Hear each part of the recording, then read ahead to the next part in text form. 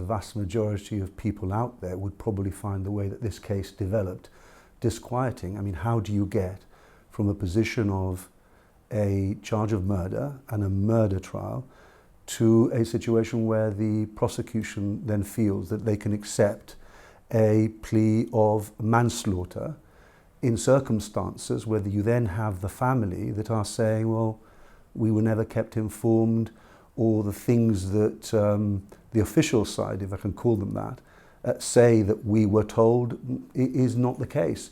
And the whole thing is disquieting, particularly in the context, obviously, of what the underlying facts are. They are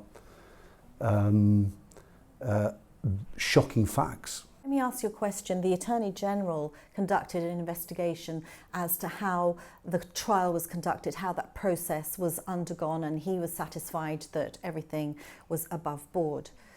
Now, the family say that they weren't interviewed by him as part of that investigation. Now, given that there seems to be a discrepancy in that meeting when it was decided that the charge would go from murder to manslaughter, do you find that odd? I find it phenomenally odd, I have to tell you, because the judge herself in the exchanges, as far as I understand, with the prosecutor, was in fact asking the prosecutor, well, have the family been informed? Do they understand?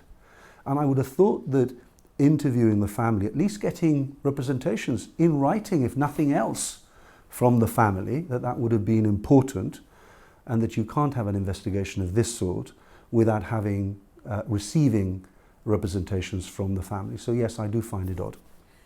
Finally, let me just ask you on the question of a public inquiry. The family have called for a public inquiry to discover the facts and put them out there.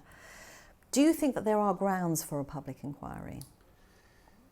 It's difficult to say. I have to say that you can't have a public inquiry every time that something goes wrong, and I accept that something has gone very badly wrong. My perception of this is that something has gone very badly wrong in relation to this case. Then again, that's my perception from the outside, looking in. And of course, I accept also that my views in relation to this may well be tainted by the fact that the underlying facts are particularly shocking, that there's a child involved as well, and that is obviously going to have an effect on me and my perception in the same way as it does in the vast majority of people out there. I feel disquiet about this case because I can't work out, I accept of course I am an observer and I don't have the details of this, how you get from murder to manslaughter. What evidence, what new evidence, because that's really the issue here, what new evidence comes to light in which that gives rise to an opinion on the part of the prosecutor that there might not be a reasonable grounds for conviction of murder, and that you've then got to accept manslaughter as a plea. I don't know what that evidence is. And then secondly, of course, what communication there was with the family revolving around that new evidence and explanations, and how did they feel about that? Because plainly, the judge was very concerned in the questions that she put about how far the family had been informed and how far the family had understood. But of course, that, as an observer, that doesn't give me grounds at the moment to say, yes, absolutely, a public inquiry is justified. Sorry, but I just don't at the moment see that. What I do see is the need for a comprehensive investigation, and I don't think that what the Attorney General did with respect to the Attorney General was a comprehensive investigation.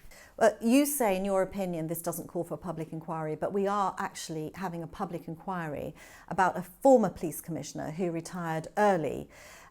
And yet you're saying that a public inquiry for a woman who was brutally stabbed 12 times is not called for. But also, is this a case of the establishment really not wanting to open a can of worms? How can you have an inquiry for a retirement and not for the death of this woman? I have to say I couldn't care two hoots about the establishment. Not the kind of person that takes a position to defend the establishment. The establishment over the last 12 years has worked against me personally in many of the political points that I have made. So really that's not a factor that comes into the equation at all. What I have said to you is that at the moment, not knowing enough about the detail of the underlying circumstances, shocking of course as the facts underpinning this case are, I cannot tell you that there is a sufficient public element in this to justify a public inquiry. That's what I'm saying. What I do say is that there's enough enough in there to cause me disquiet and to cause a lot of people disquiet, and it did justify an investigation. And that investigation, as far as I can see, is not the type of investigation that I personally would have expected in a case of this sort. Finally, if I can just ask you about the sentencing for manslaughter. This is an issue that you raised in Parliament yourself about a month ago, about changing the parameters. Can you explain your reasoning behind that?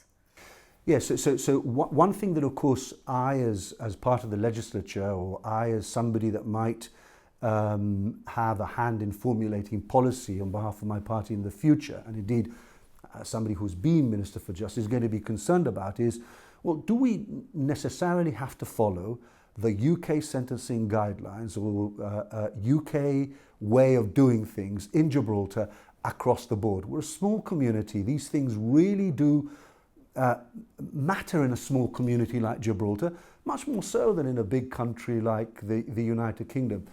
And bubbling in my mind for some time has been the fact that here in Gibraltar we just simply follow what is happening in the UK too slavishly at times, and that really we ought to be examining whether this type of offence, these types of circumstances and other types of offences, whether we ought to be going our own way. And I firmly believe that we ought to be going our own way, and that there ought to be tougher sentences for these types of offences in these types of circumstances.